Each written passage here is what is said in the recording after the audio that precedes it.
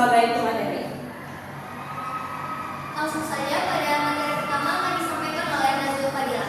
Baik, di sini saya akan menjelaskan mengenai latar belakang dan urgensi.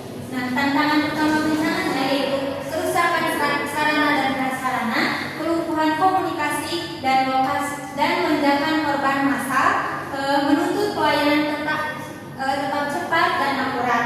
Lalu program SIK-nya kesenjangan regulasi, SDM, teknologi di lapangan, pencatatan kertas tentang hilang, rusak, dan menyulitkan triase serta rekapitulasi korban. Lalu tujuan kajiannya menganalisis kesiapsiagaan SIK di tingkat regulator atau Dinkes dan kesiapan dokumentasi medis digital di tingkat rumah sakit.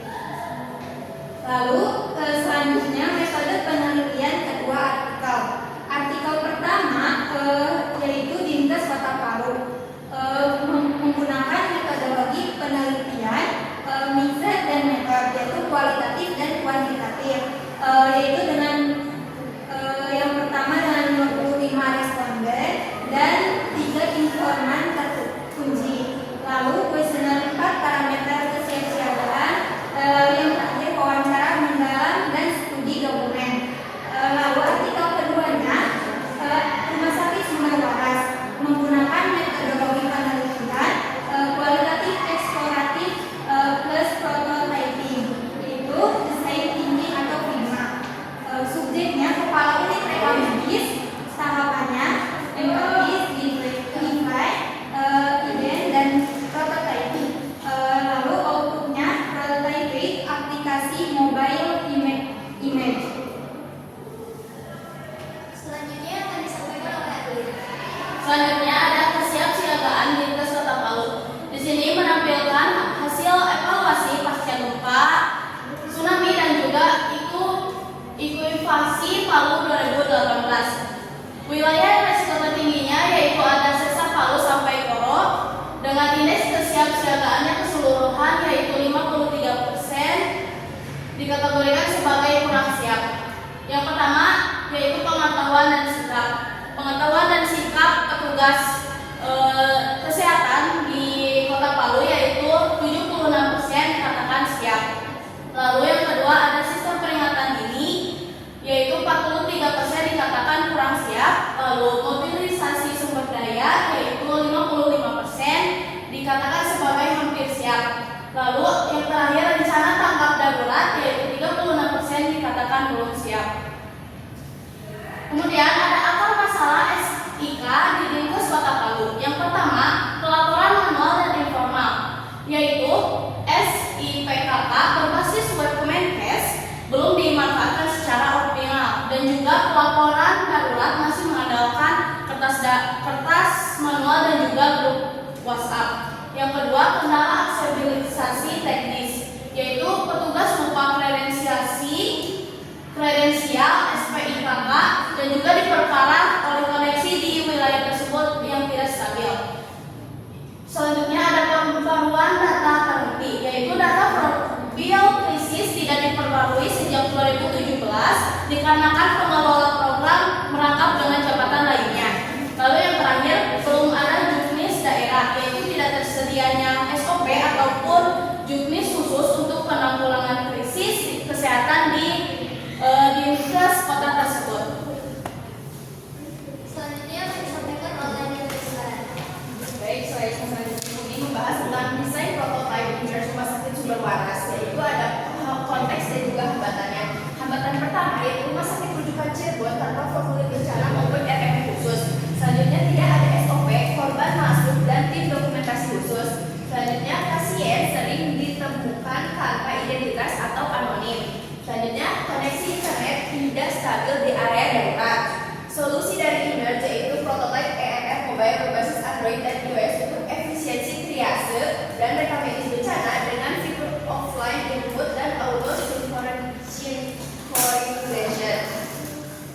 Selanjutnya 7 fitur utama prototipe Emerge. Yang pertama, login dan autentikasi yaitu dengan kontrol akses berbasis peran RBAC. Selanjutnya dashboard kedaruratan dengan monitoring situasi bencana secara real time. Selanjutnya registrasi pasien bencana dengan mengidentifikasi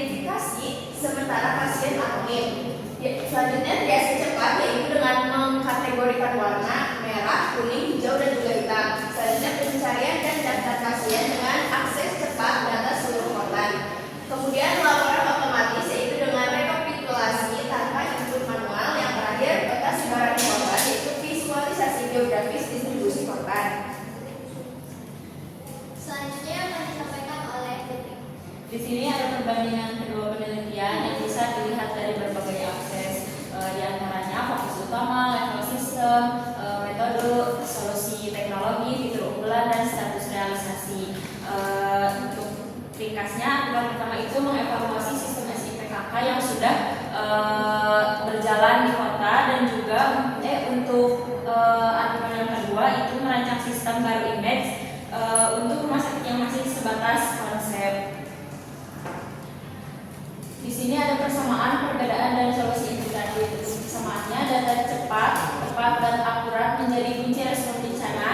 Kendala serupa koneksi tidak stabil dan ketergantungan catatan manual.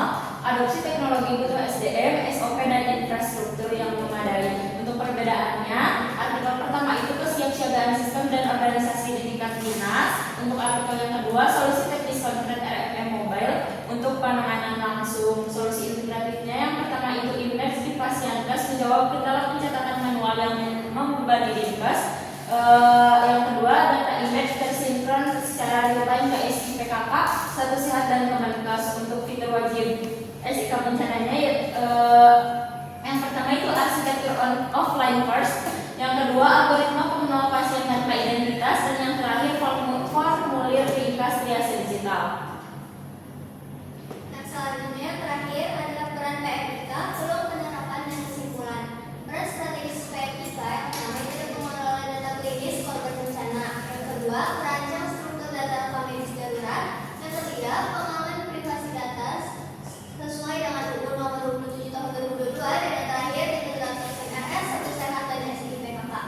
Selanjutnya ada peluang penerapan. Yang pertama itu membuat formulir bencana nasional sesuai dengan standar agar semuanya itu sama. Lalu yang kedua, penguatan infrastruktur. Yang terakhir, pelatihan dan simulasi SIK krisis berkala. Itu sangat penting bagi petugas agar petugas itu terbiasa dalam situasi darurat. Lalu kesimpulannya, yang pertama, SIK bencana Indonesia itu masih belum matang. Kesiapsiagaannya itu membutuhkan sumber daya manusia yang siap, SOP yang jelas, regulasi, dan infrastruktur, tidak hanya dalam teknologi saja. Lalu yang terakhir, perkuat kesiapan kelembagaan dan alat mobile offline. Sekian pemaparan materi dari diskusi kami. Sebelum kami tutup, kami akan membuka sesi tanya jawab. Bagi yang ingin bertanya, kami persilakan.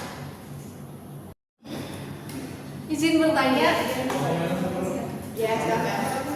Kan tadi katanya tuh disebutkan bahwasannya aplikasi Emerge ini diterapkan di Dinkes Kota Palu saat terjadi bencana.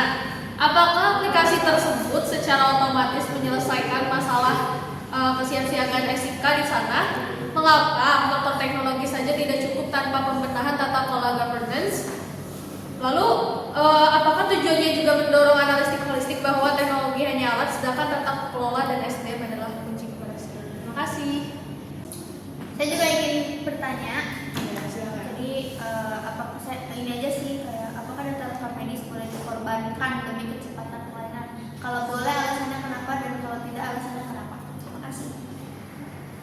Kalau menjawab pertanyaan Kak Soya, jadi nggak bisa otomatis ya. Jadi Emerge itu hanya untuk sebagai alat bantu, bukan solusi utama. Nah, kalau tata kelolanya belum baik, misalnya pembagian tugas, koordinasi, atau SOP-nya belum maksimal, maka penggunaan teknologi juga tidak dapat dilakukan secara maksimal. Jadi teknologi tetap harus didampingi dengan governance